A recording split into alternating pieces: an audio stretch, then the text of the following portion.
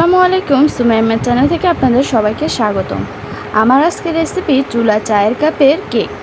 কেকটা তৈরি করার আগে আমি নিজেই ভাবছিলাম আসলে কি চায়ের কাপে কেক বানানো সম্ভব, কিন্তু দেখুন খুবই পারফেক্টভাবে চায়ের কাপে এই কেকগুলো তৈরি করেছি। খুব সফট হয়েছে। আপনারা চাইলে বাচ্চাদের জন্য এই কেকটা তৈরি করে দিতে পারেন। খুব সফট হয়েছে কেকটা। আর বাসায় তৈরি করা প্রতিটা খাবারই কিন্তু স্বাস্থ্যকর। আশা করছি আজকের রেসিপিটাও সবার কাছে ভালো লাগবে। তো চলুন তৈরি করে নিই। প্রথমে একটা বাটিতে 2টা ডিম ভেঙে নিয়েছি, আর 1.4 কাপ দিয়ে দিচ্ছি চিনি, আর দিয়ে দিব 1.4 কাপ তেল।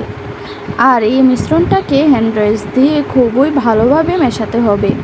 আমি এখানে একটা হ্যান্ড রাইস দিয়ে খুব ভালোভাবে মেশাচ্ছি, যতক্ষণ না পর্যন্ত চিনিটা গলে যাচ্ছে।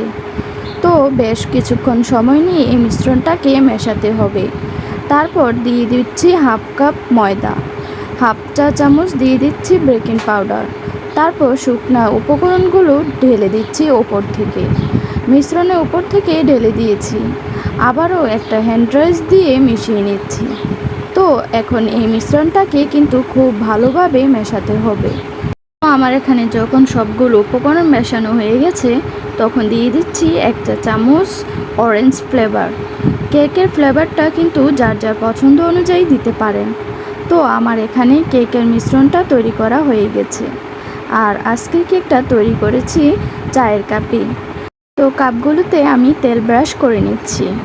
তেল ব্রাশ করে দিলেই কেকটা মোল্ড ডাউন করতে সুবিধা হবে। তারপর মেজারমেন্ট কাপ দিয়ে কাপের অর্ধেক কাপ করে কেকের গোলাটা দিয়ে দিচ্ছি।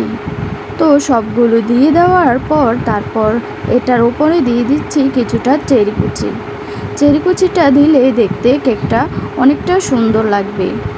আর আমি এখানে যে কাপগুলো নিয়েছি সেগুলো দিয়ে আমরা প্রতিদিন চা খাই, ওই কাপগুলো দিয়ে এগুলো তৈরি করব। চায়ের কাপগুলো কিন্তু খুব বেশি মোটাও না, এই কাপেই কিন্তু কেকগুলো তৈরি করা যাবে।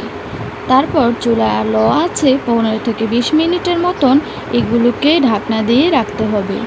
তো আমাদের এখানে প্রায় 20 মিনিটের মতন হয়েছে। তো এখন আমি ঢাকনাটা উঠিয়ে নিয়েছি।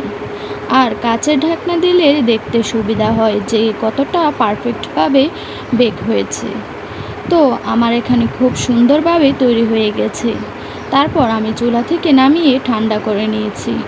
তো এখন আমি কেকটাকে কাপ থেকে বের করে দেখাচ্ছি কেকটা কতটা সফট আর সুন্দর হয়েছে। আশা করি আপনাদের কাছে আমার ভিডিওটি অনেক ভালো লেগেছে। যদি ভালো লেগে থাকে তাহলে অবশ্যই আমার লাইক, কমেন্ট, শেয়ার করে জানাবেন। ধন্যবাদ। আসসালামু আলাইকুম।